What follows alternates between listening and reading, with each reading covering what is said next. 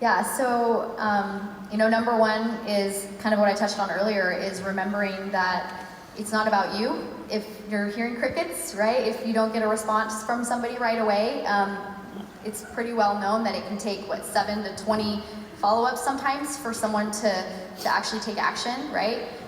We know in life, we see commercial for something, or we see something show up on our Facebook page or whatever, and sometimes it takes us several exposures before we actually purchase something, right?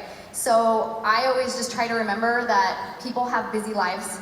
People are dealing with illnesses, they're dealing with kids, they're dealing with so many different things that this isn't the highlight for them yet, right? They haven't gotten the new you life vibe yet, right? They don't understand it yet. And so our job is just to remember that it's never about us. People always have things going on. And the one tip that I have that's kind of like a tangible thing that you can take away that I learned that works really well for me is just, it's called the 2 by 2 by 2. And what it does is it helps me when I get in my head around crickets, right? There's crickets, this person's not responding, and I know they saw my message, but they're not saying anything.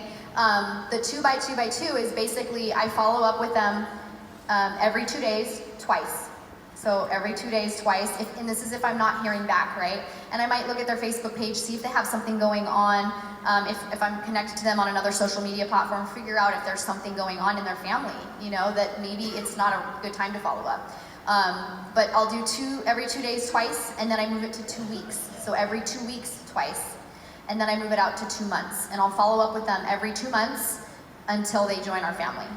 And this is if you have no other kind of arrangement with them. Like, you might have a conversation with someone where they say, hey, check back with me in 6 months or whatever, right? But this is when you're wondering, like, what do I do? How often do I follow up? That's a great way to do it, to where you don't feel like you're bothering someone, but they're still on your radar and they're still somebody that you want to share this gift with. So that's kind of my tip for that.